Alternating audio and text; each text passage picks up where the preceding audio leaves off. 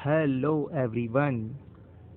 तो आज हम स्टार्ट करते हैं कुछ questions based on electric field and potential और गॉस लॉ के। ठीक है, तो हम लोग कुछ बेसिक से क्वेश्चन है, हम लोग ट्राई करते हैं उनको करने का। ठीक है, तो फर्स्ट क्वेश्चन हमें गिवन है a circular sheet of radius 5 centimetre placed in a uniform electric field 5 volt per meter such that its plane make an angle 30 degree with field determine the electric flux through the sheet।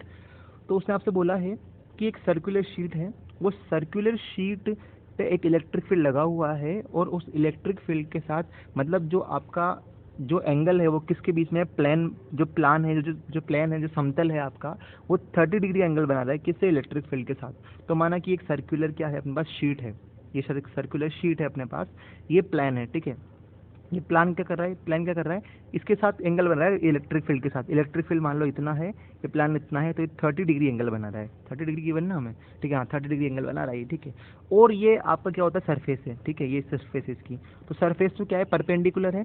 ठीक है, electric field इधर जा रहा है और ये angle बन रहा है 30 डिग्री। अब आप सोचो ये बात कि अगर सरफेस, ये आपका देखो थोड़ा घुमाने के हिसाब से दिया उसने, ये आपका प्लान है ना, ये सरफेस है 90 डिग्री पे और ये एंगल बना रहा है 30 डिग्री से। तो ये एंगल कितना बनेगा, क्योंकि हम लोग जानते हैं फाई होता है E dot D S cos theta. क्या होता है, phi equal to E dot D S cos theta. But वो एंगल किसके बीच में होता है, वो इलेक्ट्रिक फील्ड और सरफेस के बीच में होता है, ई डॉट डी एस के बीच में। ठीक है ना, तो ई डॉट डी एस के बीच में होता है मतलब। ठीक है, तो जो सरफेस है हमारी वो ये है और इलेक्ट्रिक फील्ड ये है। तो ये एंगल अगर 30 डिग्री गिवन है तो ये कितना होगा, 60 होगा, 90 माइनस 30। सिंपल सी बात है, आगे होगा आपको समझ में, आई होप। क्योंकि आपको जो एंगल गिवन है वो 30 डिग्री है, वो नीचे वाला है सरफेस, लेकिन जो सरफेस है स्फीयर की जो सरफेस है वो एसी है और इलेक्ट्रिक फील्ड ये 30 डिग्री है। तो जो बचेगा वो कितना होगा, 60 डिग्री होगा। तो हम यहाँ पे थीटा कितना लेंगे, 60 डिग्री लेंगे, यहाँ पे 30 नहीं लेंगे। तो हमारा क्या आ जाएगा, phi equal to E dot D S cos theta, E D S cos theta. तो कोस हम लेंगे यहाँ पे 60। अब एरिया कितना होगा, ए से यहाँ पे एरिया है, एरिया कितना होगा, पाई आर स्क्वायर, क्योंकि हमारा स्फीयर है और स्फीयर का सरफेस कितना होता है, पाई आर स्क्वायर। वैल्यू पुट करो, आंसर पाओ, कोई दिक्कत नहीं है। नेक्स्ट क्वेश्चन आप लोग देखो, अ charge of 7.6 microcoulomb is placed on the centre of spherical surface of radius. तो आपको रेडियस दी हुई है, स्फेरिकल सरफेस दिया हुआ है, इतना चार्ज दिया हुआ है। तो आपसे पूछ रहा है कि इलेक्ट्रिक फ्लक्स कैलकुलेट करो आप लोग। तो कुछ नहीं करना, आप लोग जानते हो phi equal to Q upon epsilon naught होता है, क्योंकि आप लोग जानते हो ये कौन सा लो है, ये गॉस लो है। Q upon epsilon naught Gauss law कहलाता है। तो गॉस लो के अकॉर्डिंग क्या करेंगे, ये आपका फॉर्मूला यूज करेंगे। फाई आपसे पूछा है, फ्लक्स निकल रहा है, फ्लक्स कितना निकल रहा है, फ्लक्स निकालने के लिए आप लोग क्या करोगे, phi equal to Q upon epsilon naught निकालोगे। तो क्यू आपको गिवन है इतना, माइक्रो मतलब होता है 10 की पावर माइनस 6, ये आपको पता होगा। तो 10 की पावर माइनस 6 माइक्रो रख देंगे यहाँ पे, और इसकी वैल्यू होती है इतनी, ये आपको याद रखनी पड़ेगी। ठीक है, 8.854 10 to the power minus 12 solve करेंगे, आपको आंसर मिल जाएगा। अब इसने आगे एक और चीज पूछी है कि what would be the charge in the value of flux in the radius of surface is double. तो पूछ रहा है कि अगर सरफेस की रेडियस त्रिज्या अगर अब डबल कर दे, है ना, तो उसके फ्लक्स पे क्या इफेक्ट पड़ेगा। आप लोग देख सकते हो यहाँ पे कहीं भी आर नहीं आ रहा, तो जब आर आ ही नहीं रहा तो वो आर पे डिपेंड नहीं करेगा। तो आर आप चाहे कितनी बढ़ा दो, फ्लक्स उस पर डिपेंड नहीं करेगा, इसलिए there is no change in the shape, so gauss law does not depend on the shape of the surface। ठीक है, इसलिए कोई फर्क नहीं पड़ेगा इस पे। नेक्स्ट क्वेश्चन आप लोग देखो, according to figure in electric field आपको गिवन है इतना, ई0 एक्स आई कैप, यानी कि आई कैप इस डायरेक्शन में आपको गिवन है और उसका जो उसकी साइड है वो ए गिवन है आपको। तो कांस्टेंट इलेक्ट्रिक फील्ड इतना गिवन है। Determine the value of total electric flux and through the charge through the cube. तो क्यूब से निकलने वाला फ्लक्स आपको निकालना है, ये आपको गिवन है। अब ये बताओ कि हमारा इलेक्ट्रिक फील्ड किस डायरेक्शन में है, वो एक्स डायरेक्शन में है। तो फ्लक्स कहाँ निकलेगा, फ्लक्स भी ऐसे निकलेगा। तो सिर्फ हमारा जो आंसर आएगा वो सिर्फ एक्स डायरेक्शन में आएगा, वाई और जेड तो जीरो हो जाएंगे, क्योंकि हमारा फ्लक्स इलेक्ट्रिक फील्ड इस डायरेक्शन में दिया हुआ है, तो फ्लक्स भी यहाँ से यहीं जाएगा। तो एक तो हम A B E F surface लेंगे ये वाली, और एक हम लेंगे सी डी जी ओ, ये सरफेस लेंगे हम लोग। ठीक है, तो हम देखो यहाँ पे देखो, पहले तो टोटल सरफेस लिखते हैं हम लोग, phi A B E F O C D G जो भी सरफेस है, पहले ये वाली फिर ऊपर वाली, एक नीचे वाली, एक साइड वाली, एक इधर वाली, 6 सरफेस लेंगे हम। 6 फलक होते हैं इसके, ठीक है ना, 6 फेस होते हैं। तो हम 6 में से हम सिर्फ 2 लेंगे, एक तो एक्स एक्सिस, एक माइनस एक्स एक्सिस वाली। ठीक है ना, तो हम दो एक्सिस लेंगे। तो बाकी तो क्या हो जाएगा, सिर्फ जीरो हो जाएगा। एक तो प्लस आई के वाला बचेगा और एक माइनस आई के वाला बचेगा। ओके, तो प्लस वाला लेंगे, एक माइनस वाला लेंगे। ठीक है, अब देखो आप लोग, और आप ऐसे भी समझ सकते हो कि हम लोग जानते हैं कि जो फ्लक्स होता है वो होता है ई D S cos theta, E D S cos theta. लेकिन ये वाला ही क्या ना, फ्लक्स निकल रहा है इस तरह से, यानी कि इस एक्स एक्सिस के साथ एंगल बना रहा है 0 डिग्री। इसलिए हमने cos 0 1 होता है तो हमने सिर्फ x लिया, बाकी y एक्सिस और z एक्सिस के साथ बनाएगा एंगल ही 90 डिग्री और cos 90 होता है 0। तो अगर cos 90 नहीं है तो मतलब ये 0 है तो हम इसको लेंगे ही नहीं इससे, ठीक है ना। सिर्फ क्या हो जाएगा, सिर्फ x एक्सिस वाला आंसर आएगा, और इधर तो x एक्सिस आई केप आ जाएगा प्लस का, इधर जाएगा माइनस का आई केप, तो इसलिए हमने लिया है प्लस आई केप और माइनस आई केप। ये देखो आप लोग देख सकते हो। और एरिया होता है इस माना कि जो क्यूब है आपका, तो एक पार्ट से निकलेगा वो क्या बनेगा, वो एक स्क्वायर बन जाएगा, एक वर्ग बन जाएगा, और वर्ग का एरिया आपको गिवन है तो ए स्क्वायर हो जाएगा, और ए स्क्वायर आई केप इंटू आई केप 1 हो जाएगा, और यहाँ पे आई केप 1 हो जाएगा, लेकिन माइनस के साथ आ जाएगा। तो आप लोग इसको देखो। लेकिन अब क्या है कि हम बात करते हैं X equals to A on surface A. अब यहाँ से यहाँ तक भी देखो आप लोग, यहाँ से यहाँ तक देखो कि यहाँ से यहाँ तक की डिस्टेंस ए है तो आ रहा है, लेकिन यहाँ ओरिजिन पे तो 0 है ना, तो डिस्टेंस ए इक्वल टू 0 है हमारे पास, तो हम यहाँ पे तो क्या हो जाएगा 0 हो जाएगा, एरिया एक्स इक्वल टू 0 हो जाएगा, लेकिन एक जगह ए आएगा उस वाली एक्सिस पे, है ना। तो जहाँ पे 0 है वहाँ तो 0 हो जाएगा, और जहाँ पे ए है वहाँ पे ए क्यूब आ जाएगा। अब सिंपल सी बात है, वैल्यू पुट करो, आंसर पाओ, कोई दिक्कत नहीं है। ये आपके पास 5 आ गया, लेकिन आपसे चार्ज पूछा है, उसने पूछा है charge enclose by Gauss law. हम लोग जानते हैं गॉस लॉ क्या कहता है, phi equal to Q upon epsilon naught होता है। तो यहाँ से चार्ज कितना जाएगा, फाई इंटू एप्सिलॉन नोट, यहाँ पुट करोगे आपको आंसर मिल जाएगा। ओके, नेक्स्ट क्वेश्चन आपको दिया हुआ है, on charging a conducting sphere of 10 centimetre radius by a charge of 1 microcoulomb calculate electric field intensity. तो आपको क्या दिया हुआ है, एक स्फीयर दिया हुआ है, कंडक्टिंग स्फीयर दिया हुआ है, कंडक्टिंग स्फीयर बोला है उसने, ये ध्यान रखना है बात। कंडक्टिंग स्फीयर दिया हुआ है, इसकी रेडियस कितनी है 10 सेंटीमीटर है, और चार्ज दिया हुआ है 1 माइक्रोकूलम। तो इलेक्ट्रिक फील्ड इंटेंसिटी निकालनी है आपको। कंडक्टिंग स्फीयर के अंदर इलेक्ट्रिक फील्ड इंटेंसिटी निकालनी है। आप लोगों ने पढ़ा हुआ फॉर्मूला कि सेंटर पे तो इलेक्ट्रिक फील्ड 0 होता है कंडक्टिंग स्फीयर के लिए, तो फर्स्ट का आंसर देगा कंडक्टिंग स्फीयर के लिए सेंटर पे इलेक्ट्रिक फील्ड 0 होता है, ठीक है। दूसरा आपसे पूछा है उसने कि at the distance of 5 centimetre from the centre of the sphere. अब उसने बोला, ये माना कि आपका स्फीयर है, ये आपका स्फीयर है, इसकी रेडियस कितनी 10 सेंटीमीटर है। कितनी रेडियस है इसकी 10 सेंटीमीटर।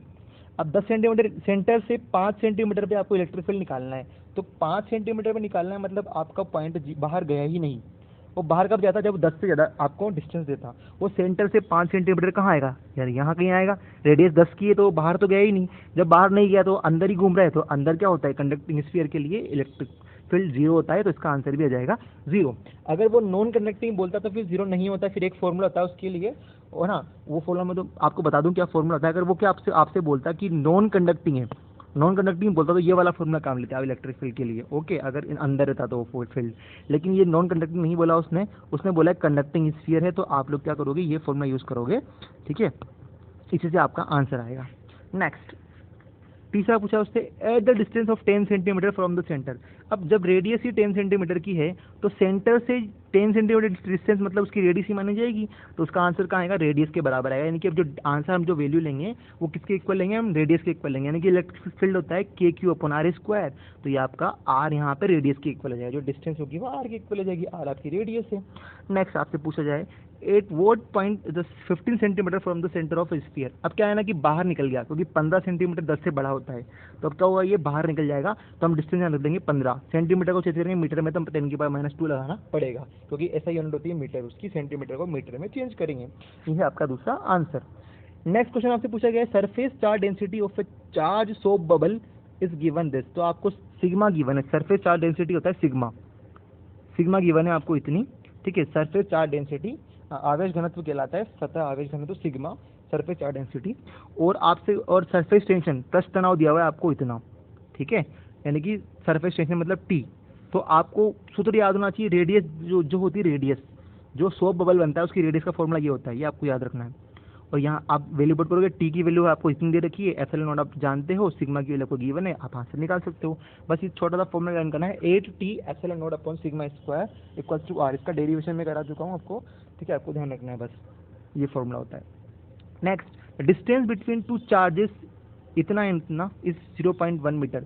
तो आपको है ना दो चार्जेस दिए हुए हैं, तो वो 0.1 मीटर डिस्टेंस पे रखे हुए हैं, और दोनों के चार्जेस की वैल्यू आपको गिवन है, दोनों कोनों पे जो रखे हुए हैं।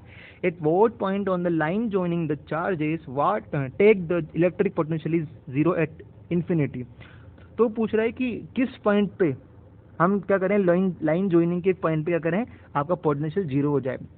एक ऐसा किस पॉइंट पे जीरो होगा। इन दोनों लाइन को अब आगे तक बढ़ाओ, इसको ज्वाइन करो मतलब, तो किस पॉइंट पे एक हम पॉइंट ले लें, माना कि हमने पॉइंट पी ले लिया, ऐसा पॉइंट ले लें यहाँ पे पोटेंशियल आपका जीरो हो जाए, वो हमें देखना है। कुछ नहीं करना, अगर आपका पोटेंशियल जीरो करना है तो पहले आपको जो गिवन है वो लिख लो। आपको ये ए और बी गिवन है, दोनों के बीच में डिस्टेंस दे रखी है आपको 0.1 मीटर, ये आपको क्वेश्चन में दिया हुआ है। सिंपल। अब मैंने एक पॉइंट ले लिया इनके बीच में पी, है ना, यहाँ पे ले लिया, एक यहाँ पे ले लिया, कोई दिक्कत नहीं है, आप कहीं भी ले सकते हो सकता है यहाँ भी हो सकता है यहाँ भी हो। ओके, तो अगर मैंने ये डिस्टेंस x मानी पी तक की, ए से पी तक की डिस्टेंस x है, तो ये बन जाएगी 0.1 माइनस एक्स बनेगी, ऑब्वियसली बात है, क्योंकि ये पूरा 0.1 है, तो ये 0.1 माइनस एक्स बन जाएगा। सिमिलरली अगर यहाँ से यहाँ तक की एक्स प्राइम एक्स डैश ले ली जाए, ठीक है, तो हम आगे देखते हैं, तो ये बन जाएगी आपके पास यहाँ से यहाँ तक की डिस्टेंस बन जाएगी एक्स प्राइम माइनस 0.1, सिंपल सी बात है। ठीक है, अब हम क्या करते हैं, हम लोग निकालते हैं पोटेंशियल। तो हम कैसे निकालेंगे पोटेंशियल, हम क्या करते हैं, अब अगर इस P पॉइंट पे निकालना चाहता हूँ मैं, ठीक है, इस P पॉइंट पे निकालना चाहता हूँ, तो P पॉइंट पे P की वजह से खुद की वजह से आएगा पोटेंशियल जीरो, तो Vp तो जीरो हो जाएगा, लेकिन इस P पर A वाला भी इफेक्ट लगाएगा और B वाला भी इफेक्ट लगाएगा।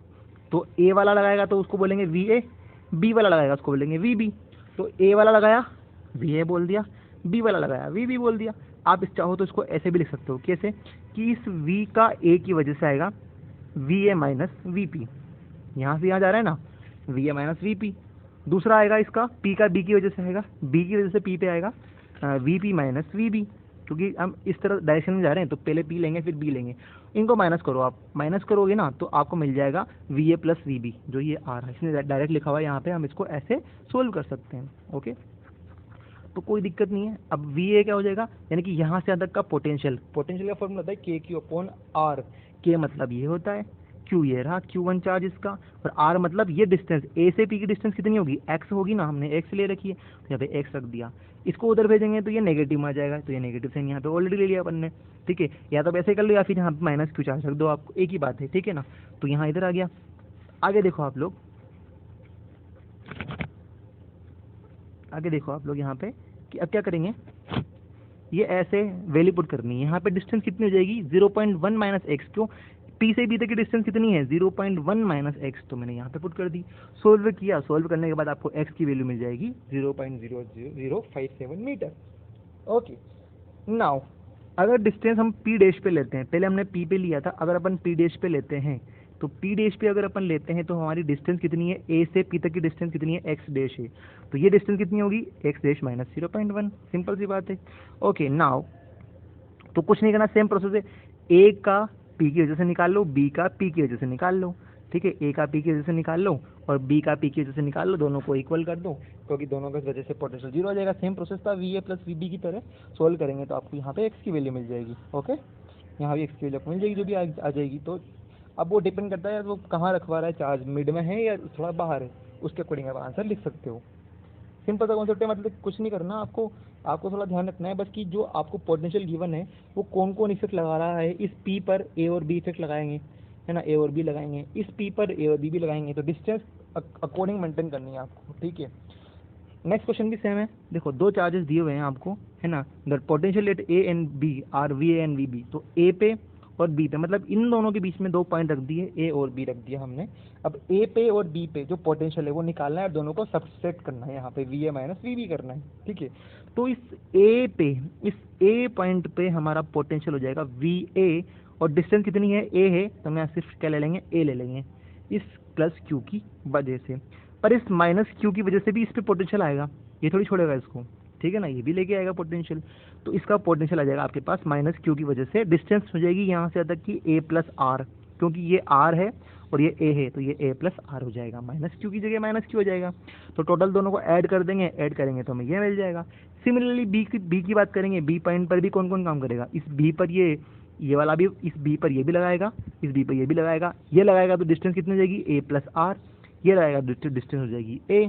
तो दोनों को हम सोल्व करेंगे, A प्लस R और A, ये आपका आंसर आ गया। अब हमें क्वेश्चन ने पूछा था VA माइनस VB निकालो, दोनों को माइनस कर दो, आपका आंसर आ जाएगा। Very easy question. Okay, now अब आपको क्या, बहुत अच्छा क्वेश्चन है ये, इलेक्ट्रिक फील्ड आपको पोटेंशियल गिवन है 343 अपॉन R, और आपको R वेक्टर गिवन है इतना। ठीक है, calculate electric field, electric potential given हो, इलेक्ट्रिक फील्ड निकालना हो, तो एक फॉर्मूला काम करता है ये वाला, ये रिलेशन होता है इलेक्ट्रिक फील्ड पोटेंशियल के अंदर। ओके, अब आपको क्या हुआ है, ये दिया हुआ है dv/dr, तो अब v की वैल्यू यहाँ पुट कर दो इस जगह, यहाँ की d की वैल्यू पुट करेंगे, डिफ्रेंशिएट करेंगे तो 1/r का डिफ्रेंशिएशन होता है -1/r², और 343 कॉन्स्टेंट है, बाहर आ जाएगा। ओके, अब r² तो होता है मैग्नीट्यूड, लेकिन ये r केप भी आएगा यहाँ पे। ओके, ये r केप भी आएगा, लेकिन ये पीछे लिखेंगे इसको हम। तो हमने क्या करा, इलेक्ट्रिक फील्ड हो जाएगा ये तो dv/dt माइनस के साथ, और r केप साथ में आ गया।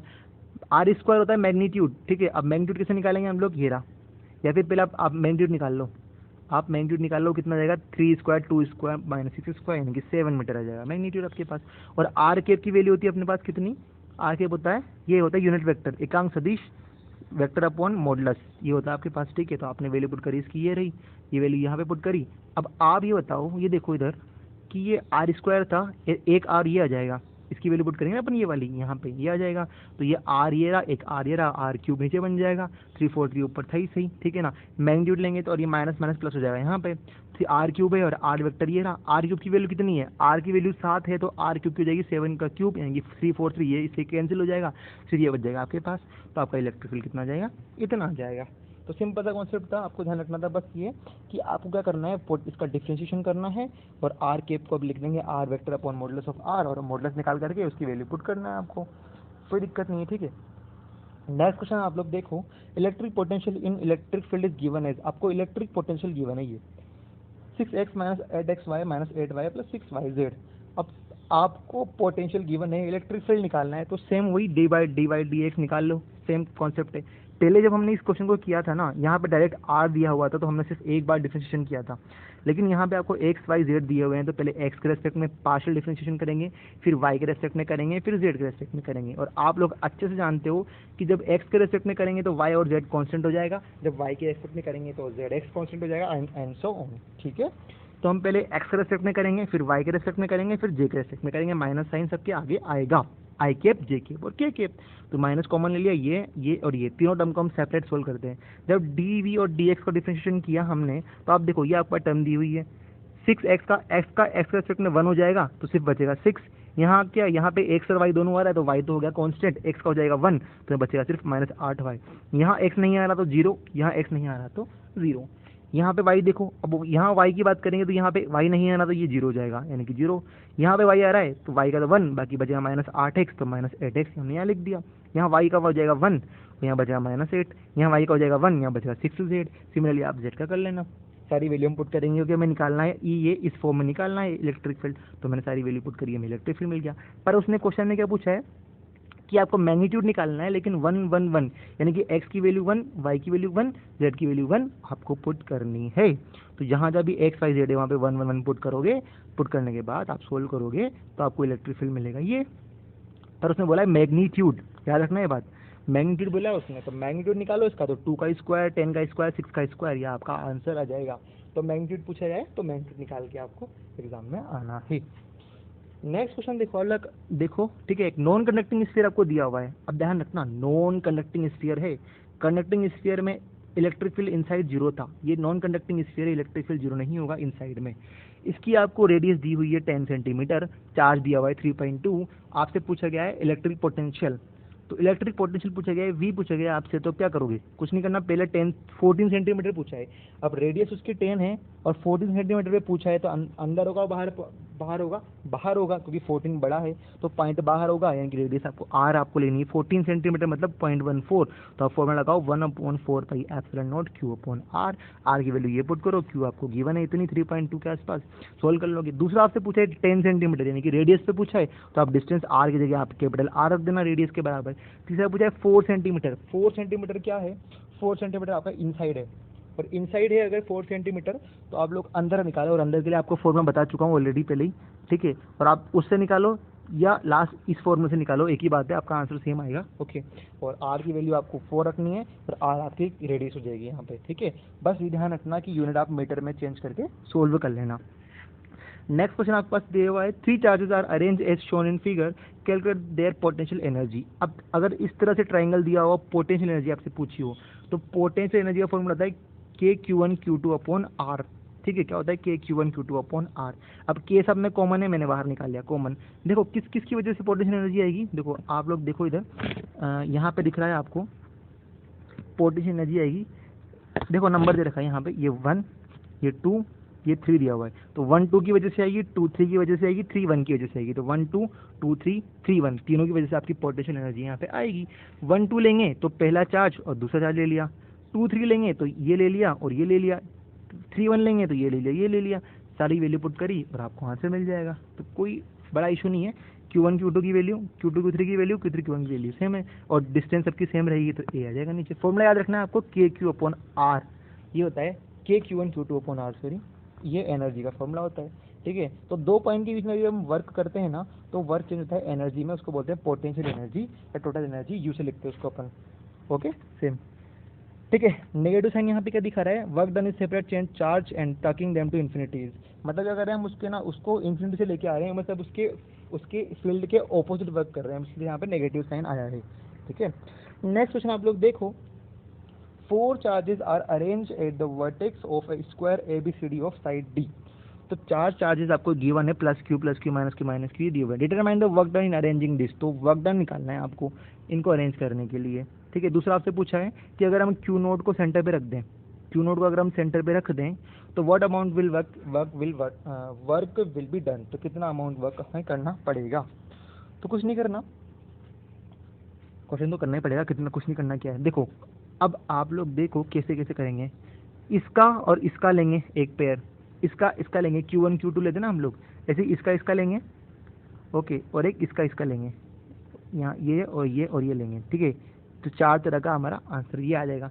लेकिन सिर्फ 4 से काम नहीं चलेगा, ये डायगोनल भी तो इफेक्ट करेंगे ना इसको, तो डायगोनल इफेक्ट करेंगे तो डायगोनल ये इसका भी आएगा इफेक्ट और इसका भी इफेक्ट आएगा। तो हम लेंगे Q minus Q plus Q, plus Q minus Q, minus Q plus Q, plus Q minus Q, और माइनस क्यू प्लस क्यू, और डिस्टेंस इसकी कितनी है, ए है, ये तो स्क्वायर है तो सबकी डिस्टेंस ए हो जाएगी, और डायगोनल की डिस्टेंस आप लोग जानते हो √2a हो जाएगी, ठीक है।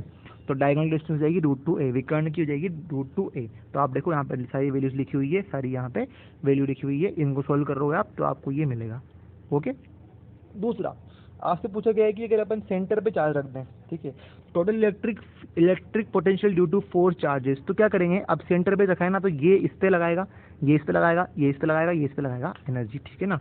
तो सबकी वैल्यू AE, इसको अपन ने नाम दे दिया E, मान लो कि ये E पॉइंट पे, तो ये AE BE C और DE, इसका डिस्टेंस हम कवर करना पड़ेगा हमें यहाँ पे, तो सारी वैल्यू हम लिख देंगे यहाँ पे, लिखेंगे और सारी वैल्यू पुट करेंगे। अब डिस्टेंस जाएगी D/√2, ओके, D/√2 है ये डिस्टेंस, ठीक है। सारी वैल्यू पुट करेंगे, सोल्व करेंगे, तो देखो ये प्लस वाला माइनस से कट जाएगा और बचेगा सिर्फ 0, तो जो सेंटर पे जो होगा वो जो आएगा वर्क डन वो 0 आएगा, और सेंटर पे वर्क डन 0 ही आता है, ये ध्यान रखना।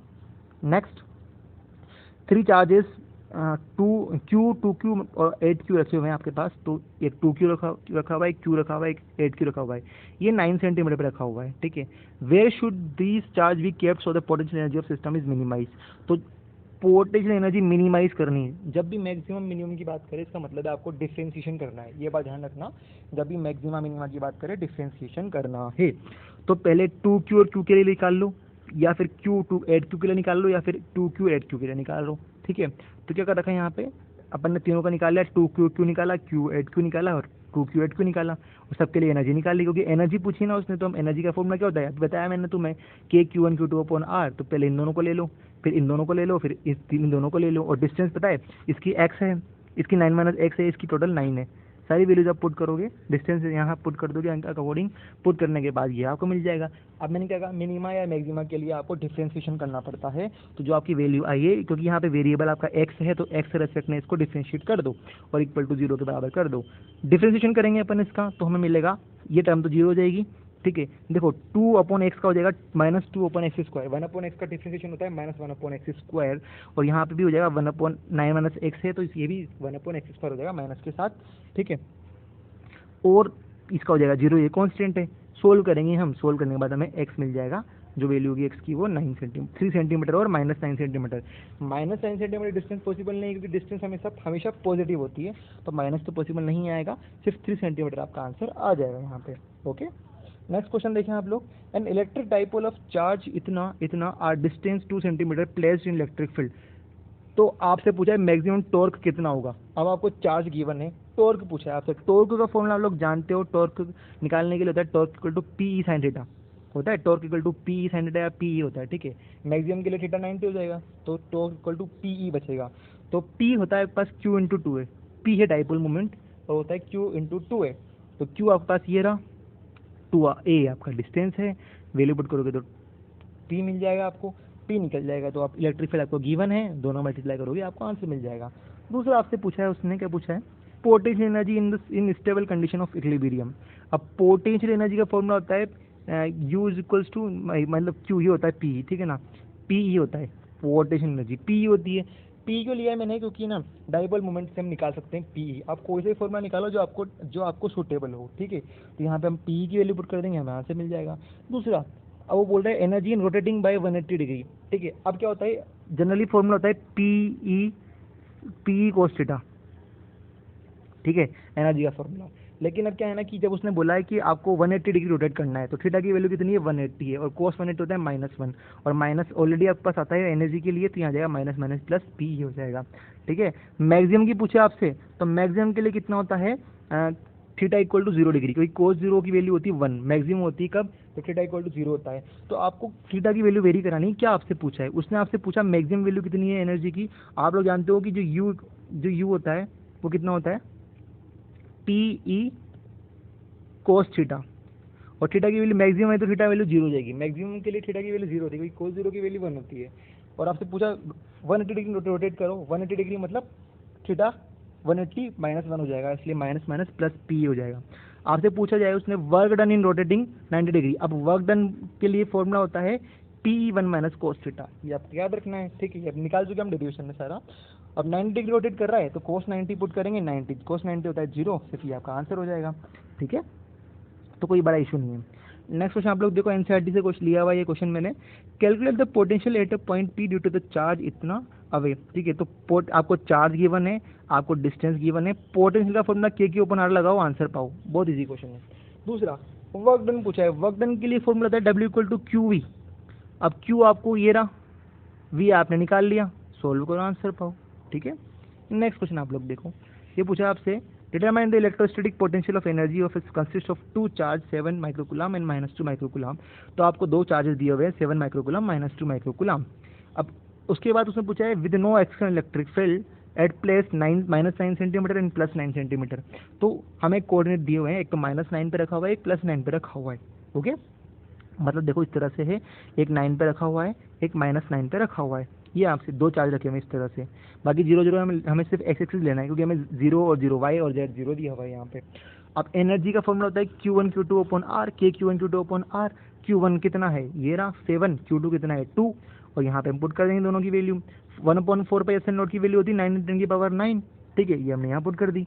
और डिस्टेंस R कितनी होगी, यहाँ से तक की डिस्टेंस कितनी होगी, एक तो 9 + 9, माइनस मत लेना क्योंकि डिस्टेंस पॉजिटिव होती है, तो 9 + 9 18 हो जाएगा, तो यहाँ पे पुट करेंगे, हमें आंसर मिल जाएगा। अब वर्क डन कितना होगा, वर्क डन निकालने के लिए क्या करेंगे आप लोग, वर्क वो कुछ पूछा है उसने शायद वर्क डन के लिए, how much work is required to separate two charge infinity away from each other. तो हमें सेपरेट करने के लिए कितना वर्क डन करना पड़ेगा। तो वर्क डन करने के लिए आप वर्क चुनते हैं एनर्जी के लिए, और एनर्जी कितनी होती है, हमें शायद हमने एनर्जी निकाली, ये सेम आंसर रहेगा आपका। क्योंकि क्या होता है ना कि जितनी एनर्जी है उतना हमें वर्क करना पड़ेगा उस एनर्जी को हटाने के लिए या फिर उसको पास लाने के लिए। तो जो आपकी एनर्जी आएगी वो वर्क में चली जाएगी, लेकिन ये एनर्जी माइनस में आएगी। हम इस तरह सोल्व करेंगे तो ये जाएगी 7.7। इनिशियल आपका कितना था, आपका पहले इन्फिनिटी से लेके आए थे, तो इन्फिनिटी पर तो एनर्जी 0 होती है, तो 0 ले लिया, फिर चार्ज जब पास यहाँ पे आया तो वो माइनस का हो गया, ये 0.7 हमने निकाल चुके हम ऑलरेडी, तो हमारा आंसर आ जाएगा। तीसरा क्वेश्चन है, suppose that the same system of charge is not place in external field E where A is ये, what should be the electrostatic energy of configuration. तो अगर हम लोग जानते हैं कि एनर्जी होती है K Q1 Q2 upon R, और टोटल एनर्जी निकालेंगे हम लोग, तो हमारे पास पोटेंशियल ये टोटल एनर्जी ये भी आएगी हमारे पास, ठीक है। तो ये टोटल एनर्जी के लिए QV, ये वाला फॉर्मूला भी आएगा, W इक्वल टू QV, ये वाला फ्रैक्शन भी आएगा हमारे पास Q1 Q2 के साथ। तो हम लोग जानते हैं इलेक्ट्रिक फील्ड होता है -dV अपॉन R, और V की वैल्यू होती है ये, V की वैल्यू होती है dV अपॉन dr। सोल्व करेंगे तो ये हमें वैल्यू गिवन है, देखो यहाँ पे कहाँ गई, ये रही, E की वैल्यू में इतनी गिवन है, हम E की वैल्यू पुट कर देंगे A अपॉन R स्क्वायर, यानी कि A अपॉन R हमारा ये आ जाएगा। तो हम लोग क्या करेंगे, V की वैल्यू, V की जगह हम रख देंगे यहाँ पे A अपॉन R, तो यहाँ पुट करा, वैल्यू में टोटल मिल जाएगी। तो क्या था उसने कि उसने बोला था कि system is now place in external electric field, तो इलेक्ट्रिक फील्ड में रखने के बाद उसका इफेक्ट भी आएगा इलेक्ट्रिक फील्ड का, इसलिए हमें ये एनर्जी ये E dr लेना पड़ा था, ठीक है। सोल्व करोगे आपको आंसर मिल जाएगा। नेक्स्ट क्वेश्चन उसने आपसे पूछा है, an electron is fired direct towards the centre of large metal plate that has axis negative charge with surface density sigma.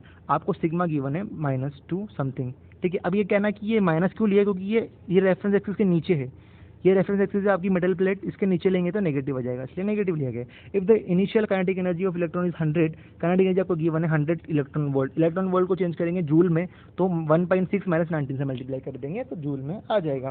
तो आपसे पूछा है, if it is stop due to the repulsion just at reach the plate, how far from the plate must be fire.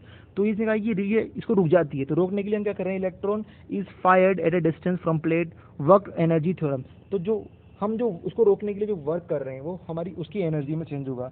तो work equal to energy, हम जानते हैं चीज, work equal to loss in energy, कार्य ऊर्जा प्रमेय से, work energy theorem से। तो हमारा जो वर्क होता है फोर्स इंटू डिस्प्लेसमेंट, कार्य बराबर बल इंटू विस्थापन होता है, और एनर्जी हमें कितनी गिवन है, के नोट गिवन है। तो फोर्स इक्वल टू होता है q E, F equal to होता है क्यू ई, और क्यू यहाँ पे इलेक्ट्रॉन है तो माइनस ई आ जाएगा यहाँ पे क्यू की जगह। तो यहाँ पे क्या था, डायरेक्ट उसने एफ की वैल्यू पुट करी -ई, और ये एस आपका डिस्प्लेसमेंट था, ठीक है, और यहाँ पे काइनेटिक एनर्जी के इक्वल आ जाएगा।